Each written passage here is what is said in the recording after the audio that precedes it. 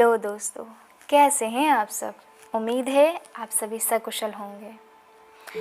नमस्कार, मैं हूँ सुनीता ज्ञानवाणी से। चलिए शुरू करते हैं आज की एक नई कहानी। एक बार की बात है, एक राज्य में एक राजा हुआ करते हैं और बहुत ही प्रतिष्ठित, न्यायप्रिय और दयालु। वह अपने जो प्रजा में कुछ लोग जिनकी समस्याएं रहती हैं, परेशानियां रहती हैं, उनके लिए सप्ताह में एक बार दरबार लगाते हैं और वहाँ उनकी परेशानियों को हल करते हैं। तो उस समय बहुत कड़ाके की ठंड थी और उस कड़ाके की ठंड के कारण लोग जो हैं वह नहीं आ पा रहे थे, परेशान हो रहे थे। तो राजा ने निर्णय किया कि अपने महल के बाहर ही एक बड़े से मैदान में, जहाँ बहुत अच्छी धूप आती थी, वहाँ पर बैठकर वह दरबार लगाएंगे। तभी प्रजा में बात बताई गई कि राजा जो है दरबार अपने महल के बाहर उस मैदान में लगाएंगे, वहाँ पर सारी जो है समस्याएं सुनेंगे। तो एक बार दरबार लगा, सभी लोग वहाँ पर आए। तो उनमें से एक व्यक्ति था जो दूसरे कहीं राज्य से आया था। वह सभी राज्यों को घूमते घूमते अंतिम इस राज्य में आया था। उसके पास 2 टुकड़े थे, जिनमें से एक हीरा और एक कांच था।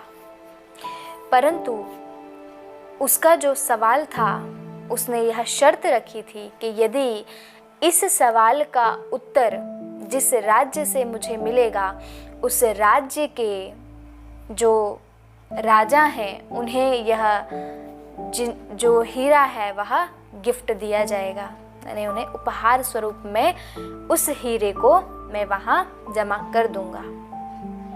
तो जो राजा है वह बोलते हैं ठीक है। फिर वह व्यक्ति बताता है कि राजा, आपका जो राज्य है यह अंतिम राज्य है। मैं आपके आसपास के जितने भी राज्य हैं उनमें सब में भ्रमण करके आया हूँ, कहीं से भी मुझे उत्तर नहीं मिला है। कोई भी व्यक्ति वहाँ पहचान नहीं पाया है कि इनमें से हीरा कौन है और कांच कौन है। तभी जो राजा होते हैं वह उसे बुलाते हैं, उस हीरे और कांच को अपने हाथ में लेते हैं। हाथ में लेके चेक करते हैं, परखते हैं, देखते हैं। परंतु बहुत ही जटिल होता है, क्योंकि जो दोनों टुकड़े थे एक दूसरे से पूरी तरह मेल खाते थे।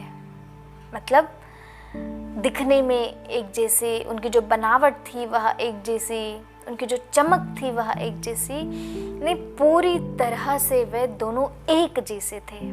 हम देखकर उन्हें बोल ही नहीं सकते कि वह उनमें से कांच कौन सा है और हीरा कौन सा है।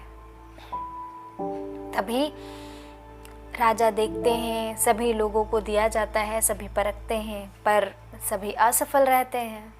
तभी उन्हीं उस प्रजा में से, उसी दरबार में से एक व्यक्ति खड़ा होता है जो देख नहीं सकता है, जो अंधा होता है। वह खड़ा होता है और बोलता है कि राजा, मैं भी कोशिश करना चाहता हूँ। तो राजा बोलते हैं ठीक है भाई, तुम भी कोशिश कर लो। हम सब ने तो कोशिश कर ली, हम सभी प्रकार से सक्षम है उसे परखने के लिए, परंतु तुम भी एक बार कोशिश कर लो। तो जो वृद्ध जो व्यक्ति रहता है, अनुभवी रहता है, तो वह आता है, उसे लाया जाता है और उसके हाथों में वह दोनों हीरे और जो कांच रहते दोनों टुकड़ों को रख दिया जाता है। वह भी हाथ लगा के चेक करता है, देखता है, करता है, कोशिश करता है कि कहीं से पता चल जाए कि इनमें से हीरा कौन है और कांच कौन है। उसे नहीं समझ आता है। थोड़ी देर बाद उसे कुछ ध्यान में आता है। वह उन दोनों टुकड़ों को ले जाके धूप में अपने हाथों में ऐसे रख देता है। थोड़ी देर तक, 10-15 मिनट तक वह उन्हें वहीं पर रखे रखता है। उसके बाद में वह बोलता है इनमें से हीरा यह है और कांच यह है। तभी वह जो व्यक्ति होता है, जो लेकर आता है उस हीरे और कांच के टुकड़े को, वह संतुष्ट होता है और खुश भी होता है कि चलिए, अंतिम राज्य में मेरा जो उत्तर है वह मुझे मिल गया, यहाँ इसकी परख हुई है। तभी राजा और बाकी सारी प्रजा में कानाफूसी होने लगती है। भाई हमारे पास आँख है, हम संपूर्ण रूप से सक्षम है उसे देखने में, परखने में, परंतु हमसे कहाँ भूल हो गई, हम क्या नहीं देख पाए जो इस वृद्ध अनुभवी व्यक्ति ने देखा।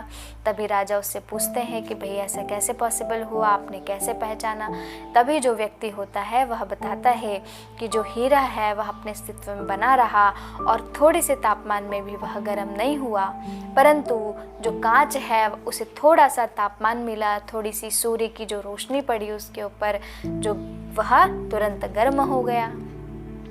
तो इससे मुझे ध्यान में आया और इससे मैंने परख लिया कि जो हीरा है वह अपना अस्तित्व बनाए हुआ है, मतलब वह ठंडा है, और जो कांच है वह गर्म हो गया। तभी जो राजा होते हैं वह भी उसको हाथ में लेके देखते हैं और वो उसको अनुभव करते हैं, वास्तव में जो कांच है वह गर्म था और जो हीरा है वह ठंडा था। तो जो व्यक्ति होता है जो यह क्वेश्चन लेकर आता है वह उस हीरे को और कांच को दोनों को राजा के समक्ष समर्पित कर देता है और खुशी खुशी अपने घर जाता है। तो इस कहानी से हमें क्या शिक्षा मिलती है? इस कहानी से हमें यह शिक्षा मिलती है कि हमें हमारा जीवन एक हीरे की तरह व्यतीत करना है। हमारे जीवन में किसी भी प्रकार की समस्या आती है तो हमें उसका समाधान ढूंढना है।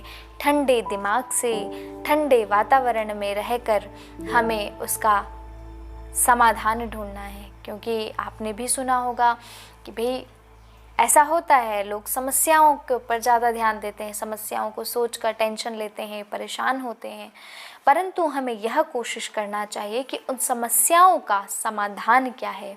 हमें समस्या के ऊपर ध्यान नहीं देना है, हमें समाधान के ऊपर ध्यान देना है। हम जितना समाधान के बारे में सोचेंगे हमारे जीवन में उतनी ही समस्याएं कम होती जाएंगी। तो दोस्तों आज के लिए इतना ही, कल फिर मिलेंगे एक नई कहानी के साथ और कुछ नए विचारों के साथ। चलिए आज कुछ अच्छा सुनते हैं और सुनकर उस पर अमल करते हैं।